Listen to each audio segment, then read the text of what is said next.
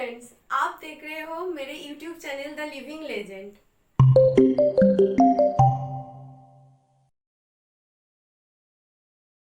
कहते हैं कि महरौली को कुतुबुद्दीन ने बसाया था।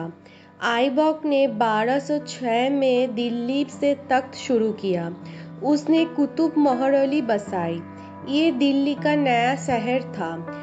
इसके बाद आइबक का दामाद इल्तुतमिश दिल्ली का सुल्तान बन गया।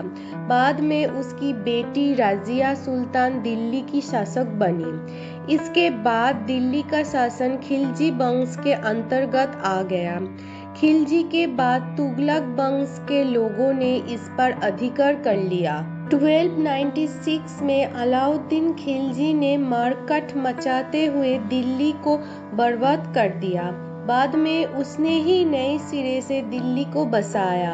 खिलजी कमजोर हुए तो 1320 में तुगलक दिल्ली आ धमके और उन्होंने भी यहाँ खूब रक्तपात किया।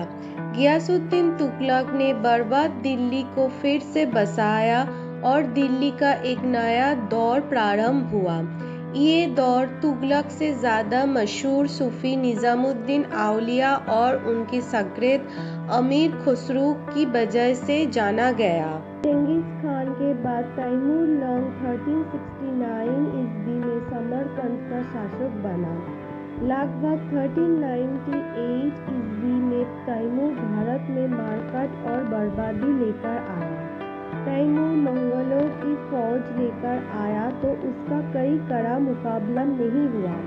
तुगलक बादशाह के समय दिल्ली में वो 15 दिन रहा और हिंदू और मुसलमान दोनों ही कत्ल किए गए और हर तरफ लूट मार और मारकाट होने के कारण दिल्ली से लोग भाग गए और दिल्ली किसी मरघट के समान उजाड़ हो गए। लोधियों ने तैमूर को खदेड़ किया और बहलोल और सिकंदर के बाद इब्राहिम लोदी ने दिल्ली को फिर से बसाया, लेकिन फिरोज शाह के आसपास ही आबाद रहा शहर।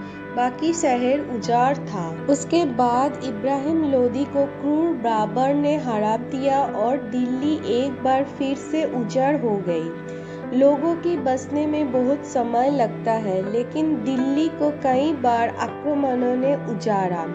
वैसे बाबर ने आगरा को अपनी राजधानी बनाया, लेकिन उसके मौत के बाद उसका बेटा हुमायूं दिल्ली आया और उसे नए सिरे से इस शहर में बसाहट की।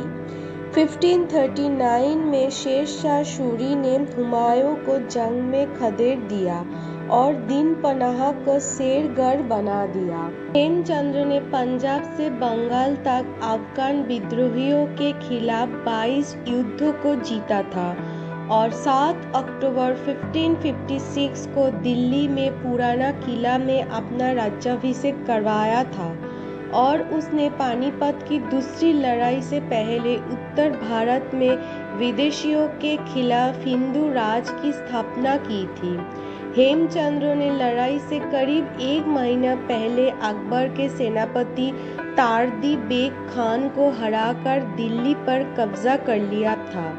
पानीपत की दूसरी लड़ाई 5 नवंबर 1556 को अकबर और सम्राट हेमचंद्र विक्रमादित्य के बीच हुए। इस लड़ाई में हेमचंद्र जीत ही रहे थे कि अचानक उनकी आंखों में एक तीर लग गया और वो घोड़े से नीचे गिर पड़े।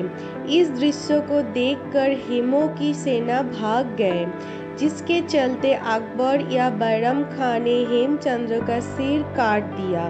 इसके बाद अकबर का दिल्ली और आगरा पर कब्जा हो गया।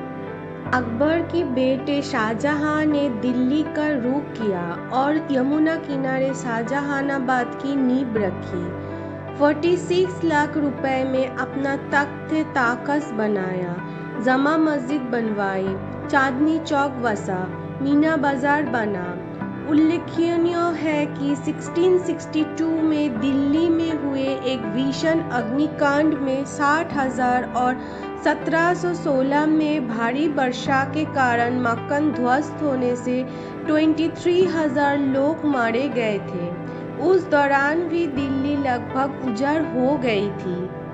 तैमूर लंग की दौर की तरह 1739 में दिल्ली में एक बार फिर हुआ कत्ले-आम।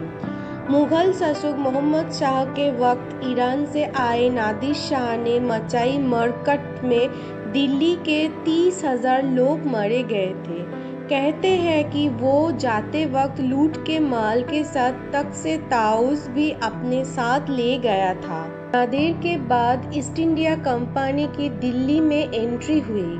फिर 1803 में दिल्ली भी अंग्रेजी के नियंत्रण में आ गए। अंग्रेजों ने भी वही किया जो तैमूर लंग और नादिर शाह ने किया। इसके बाद भारत की राजधानी 1911 में कलकत्ता से दिल्ली स्थानांतरित हुए।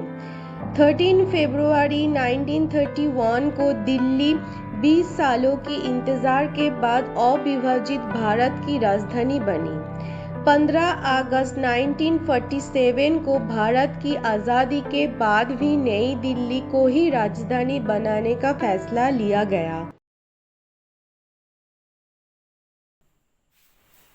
तो आज के लिए इतना ही। मैं फिर से आऊंगी आपके पास एक सुंदर कहानी के साथ। Thank you.